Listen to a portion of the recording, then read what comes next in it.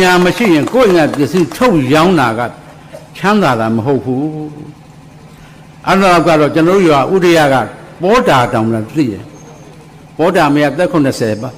မုဆိုးမဘောဓာကြီးကြီးလှပြီမေးချွေးကနေနှစ်ကြယူပြီးထရေသွားတော့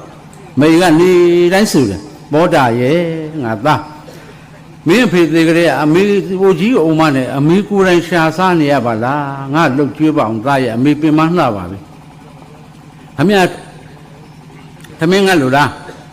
သမင်းတော့မငါဖုတ်ပေါ်သားရဲ့လျှောက်ပြီးကောက်ရတယ်ပင်လုံးစီလေးပြုတ်ပြီးတော့အမေကစီကြောင်မစားနိုင်ပဲစားနေရမှာတော့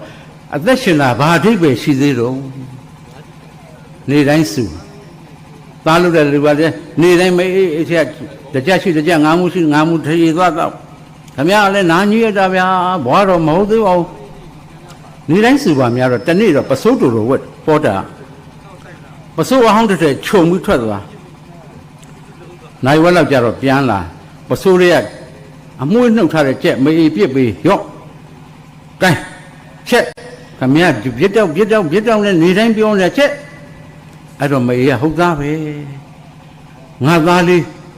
လုံးမဲ့လို့တော့လဲနိုင်ဝက်ကြတယ်ကြက်တကောင်ရလာတယ်မလို့လို့ဟုတ်သားပဲငါသားရဲ့အဲ့လိုလှုပ်စီချင်တာအမေက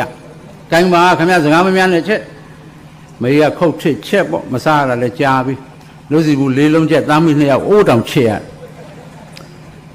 ဘိုက်ကအောင်စားပြီးသားမီး2ယောက်အိတ်မိုးလင်းတော့မေးရစောကြီးနိုးခါတိုင်းအိမ်မှာတွန်နေချက်ညောင်ခံချက်ကတွန်လာမကြဘူးဟုတ်တာဗျာဟဲ့ဘောတာထားသားဘာတော့ခမရစောရှိသေးရဲ့အိမ်ကညောင်ခံချက်သာမကြဘူးဟာခမရကလည်းပဲလုံးစိသင်္ခါရညောင်ခံချက်သင်္ခါရပါဗျာ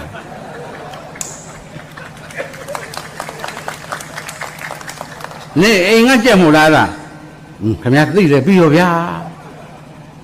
ဟောတာရဲ့အိမ်ကကြက်ခိုးမွန်းစုံလာတာများမင်းကပစိုးတစ်ထည်ခြုံသွားသေးလားအများပါသိလဲကိုယ့်ပစ္စည်းကိုရောင်းမယ်လူမသိမှကောင်းတာဗျာ